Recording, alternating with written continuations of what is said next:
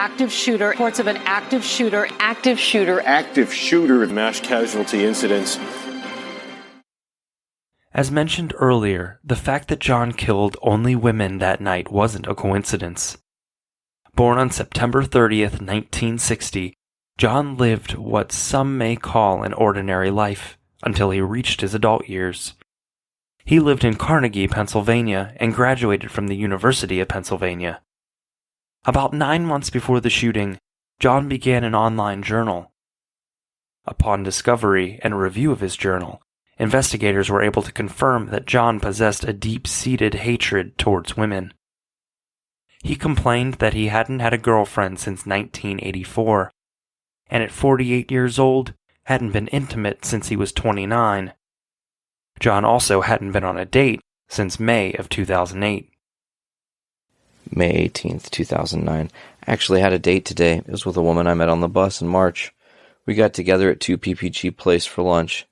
The last date for me was May 1st, 2008. Women just don't like me.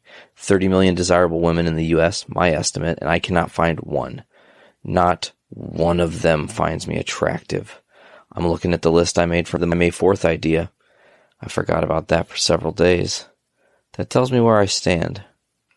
These problems have gotten worse over a 30-year period. I need to expect nothing from me or other people. All through the years, I thought we had the ability to change ourselves. I guess that's incorrect. Looking at the list makes me realize how totally alone, a deeper word is, isolated, I am from all else. John worked as a system analyst at a law firm called K&L Gates, and had been with the company since 1999. Before he started working at K&L Gates, he was employed at Development Dimensions International. John had never been married, and although he said that he fathered a child back in 1991, this has never been confirmed. The need for female companionship in John's life was evident in his online journal entries. He was simply frustrated and flat out exhausted from constant rejection by women that he pursued.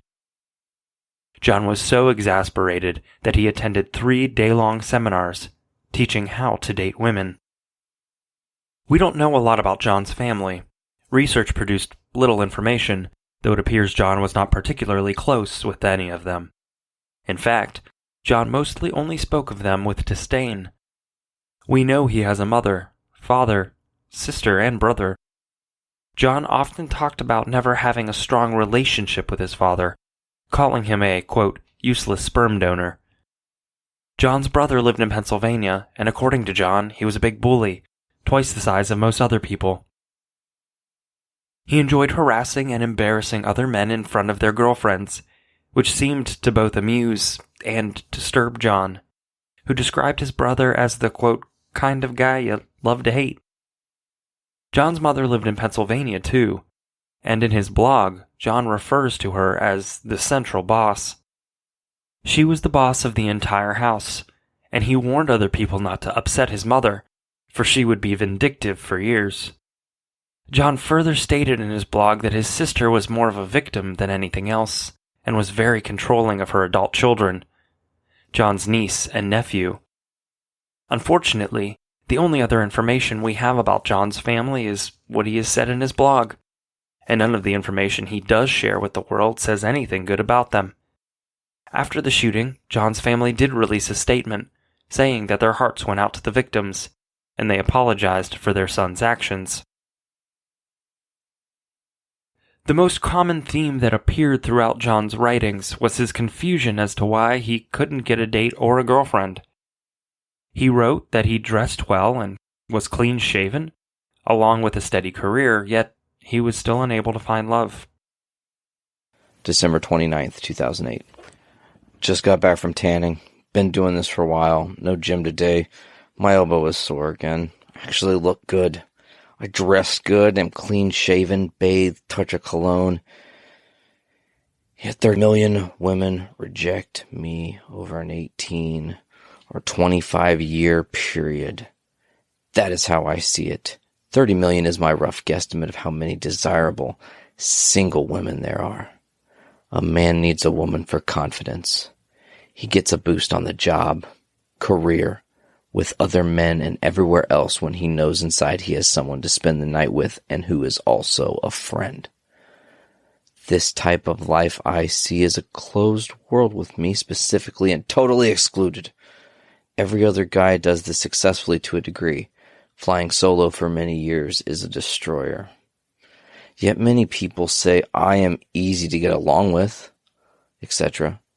Looking back, I owe nothing to desirable females who ask for anything except for basic courtesy, usually. Looking back over everything, what bothers me most is the inability to work towards whatever change I choose. John's YouTube channel is still accessible on YouTube. There are only 2 videos that he uploaded.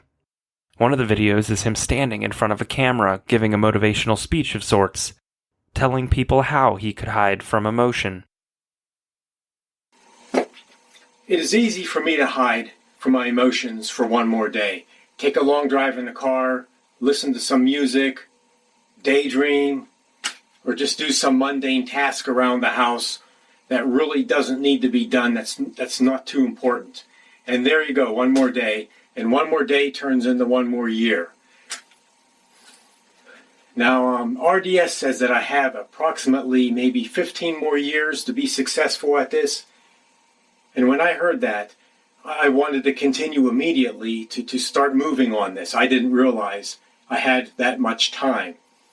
So my objective is to be real and to learn to be emotional and to be able to emotionally connect with people. Because when I'm 10 to 20 years older than she is, she has to feel good about this thing. And the only way around that, is to work on this and perhaps STEM exercises or forgiveness exercises as per Hay or whatever else. I'm going to post this and see what comes back. The second video, as he described it in the caption, is an, quote, overview of my pad. It is John holding a camera, walking around his house, and giving the viewers a video tour of his home. This video lasts just over 4 minutes long. This is a 2-bedroom brick ranch, conveniently located. Inside, okay. Here's my big screen TV, 32-inch. It's my computer. Computer is connected to the stereo, which I listen to my MP3s and everything else. Pan to the other side. Speakers on each side are large. They double as end tables. Okay, couch and chair, they match. The woman will really be impressed. Little hallway, 2 bedrooms. 2 bedrooms. To the right is my bedroom. Extra computer here, they're networked. I'll show you the Cat 5 connections downstairs. Okay, looks pretty clean. I'm sure she'll be impressed. Now this back bedroom I use just for storage. There's a lot of junk here. As we could see, bottles of cologne and spare change and shoebox full of old pictures and photographs and stuff. And come over here and there's CDs and all kinds of electronic gear I bought since joining the list, tapes and so on. Each video has well over 100,000 views, but this is probably due to the disturbing fame he received from the shooting. Active shooter, reports of an active shooter mass casualty incidents.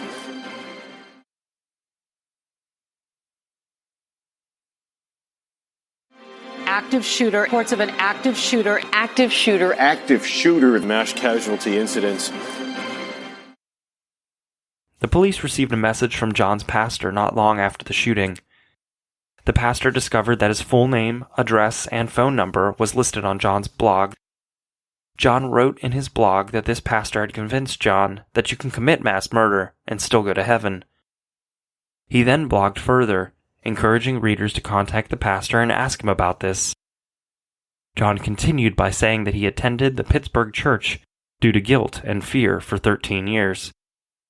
He quit going to church in November of 2006. One of John's neighbors, Patricia, later found out that John wrote about her college-aged daughter in his blog. John explained in explicit detail how much he enjoyed looking at Patricia's daughter from his house.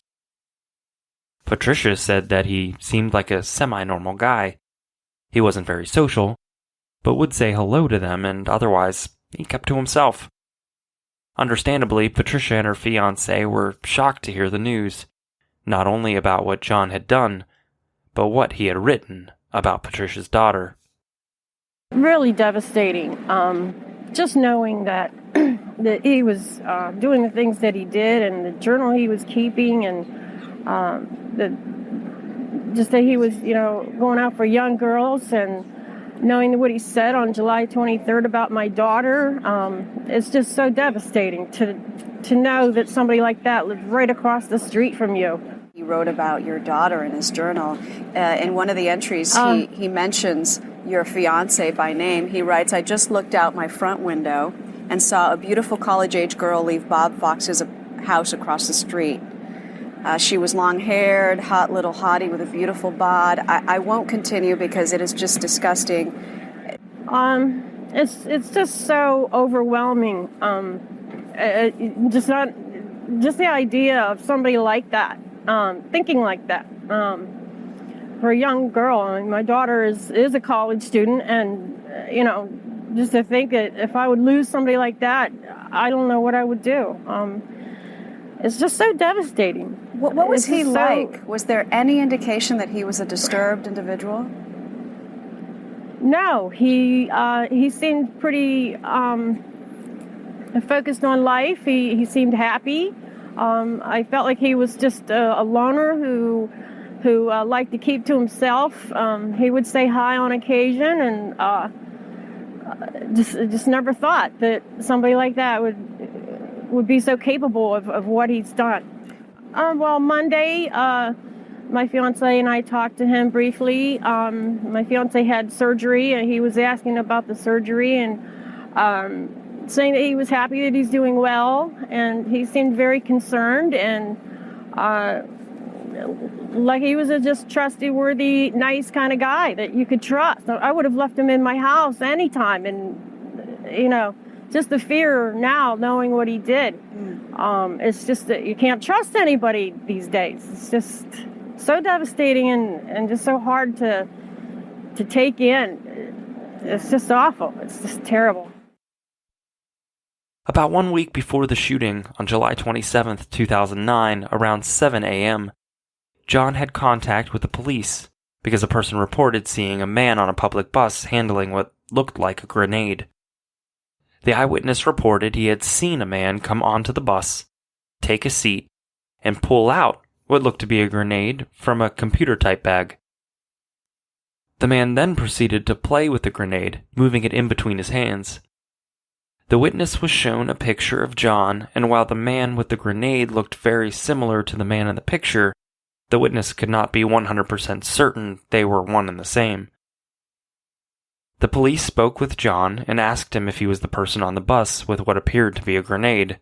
Of course, John denied that he had done such a thing. The witness also said he couldn't be sure that the grenade was real, however, it appeared authentic. Because the witness was not able to identify the man or even say if the grenade was real, coupled with John denying the claims, no charges were filed. John had left $225,000 to his alma mater, the University of Pennsylvania. However, the school had no interest in collecting the money. In addition to his estate, which was valued at $225,000, his home was also worth $75,000. Numerous victims sued John's estate for their injuries, as well as pain and suffering. At one point, there were 21 different lawsuits pending that involved the victims suing John's estate or the LA Fitness Gym. The instructor that we mentioned at the beginning of the episode, Mary Primus, sued John's estate for $175,000. Her husband Alex was also listed as a plaintiff. They sued on 7 different counts including battery, stress and harm while pregnant, which could result in a possible miscarriage, post-traumatic stress disorder, and emotional mental ailments.